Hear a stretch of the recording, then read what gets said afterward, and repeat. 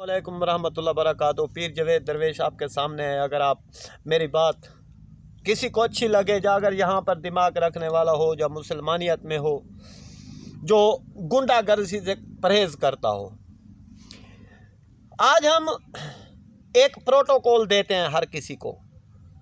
पैसे की आड़ में, पैसे के गरूर में एक दूसरे की जान ले लेते हैं। कत्लो गारत है जो आज हमारे मुल्क के अंदर एक सियासतदान कत्लो गारत फैलाई हुई है, एक जुर्म फैलाया हुआ है, एक फितना फैलाया जाता है, एक पुलिस और अवाम के ऊपर, पुलिस की मदद से अवाम के ऊपर तशद्दुद किया जाता है। कितने पैसे लेके पुलिस तशद्दुद करती है, देखते नहीं हो तुम? किसके गुलाम है पुलिस वाले? ये वही अंग्रेज़ के गुलाम है। जो लंदन से सोच लेके आए हैं, ये उनके गुलाम हैं। जो बड़े बड़े दांतों वाले कुत्ते होते हैं, ये उनके गुलाम हैं। ये तुम्हारे हमारे दुश्मन हैं, ये पुलिस। ये देखो ज़रा, इसमें पैसे, सरमायाकार क्या है? सरमाया, सरमाया किसको कहते हैं? सरमाया इसी चीज़ को कहते हैं जो पैसे की आड़ पे तुम पर, हम पर तशद्दुद करवाते हैं, जो गुंडागर्दी दिखाते हैं। आज मेरे मुल्क के अंदर जो मौलाना हजरात हैं, उनके लिए पैगाम, जो हम अपनी बीवियों को सजा धजा के,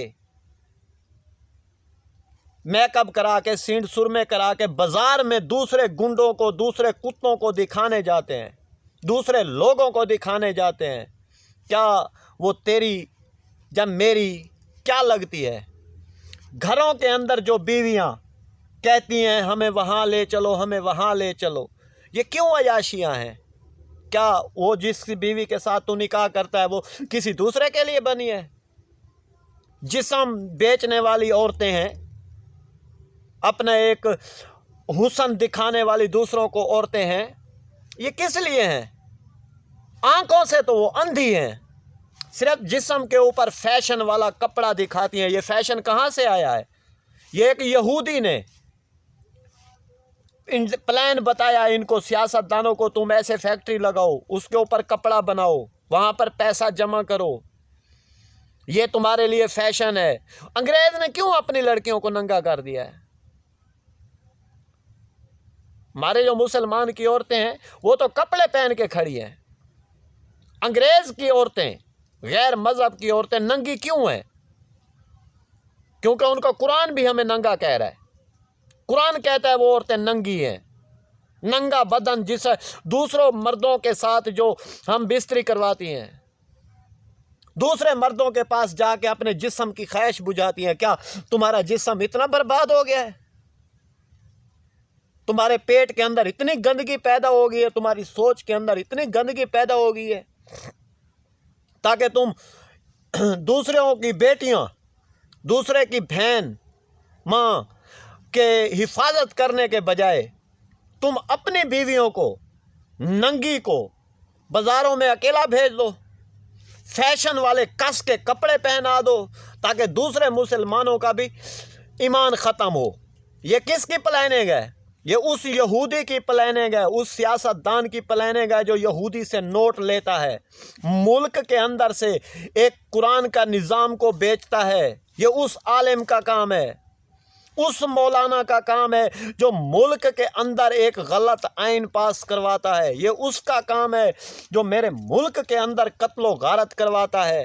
ये उसका काम है जो मेरे मुल्क के अंदर शर फैलाता है, मेरी आवाम को लड़वाता है। आज हम आप सोचते नहीं हैं, दिमाग यहाँ पर नहीं है, ताकि ये भी सामने भी सुनने वाला भी इंसान है, ये बोलने वाला भी इंसान है। कुछ जानवर नहीं बोल रहा, या कोई जानवर नहीं सुन रहा, एक इंसान सुनता है। अगर इंसान के दिमाग में जो वसवसे आते हैं, जो सामने सुनने वाला है, इसके दिमाग में कई किस्म के वसवसे उठते हैं, क्या ये वसवसे को रोक पाते हो तुम? एक शैतान जो तुम्हारे दिमागों में बैठा हुआ है, तुम्हारे दिमागों के अंदर एक शैतान का इतना इल्म घुस चुका है, या दीन का इल्म घुसा हुआ है, तो दीन के इल्म को बाहर निकालो ना, लोगों से बयान करो ना, लोगों को समझाओ ना। एक अच्छी बात फैलाना, अच्छी बात समझाना, यह सदका जारिया है। یہ پیسے دینا صدقہ جاریہ نہیں ہے، کیونکہ پیسے والا تو جتنا اس کے پاس پیسہ پڑا ہے اس کے پاس سے حساب ہوگا، مال کا حساب ہونا ہے نا۔ السلام علیکم ورحمۃ اللہ وبرکاتہ۔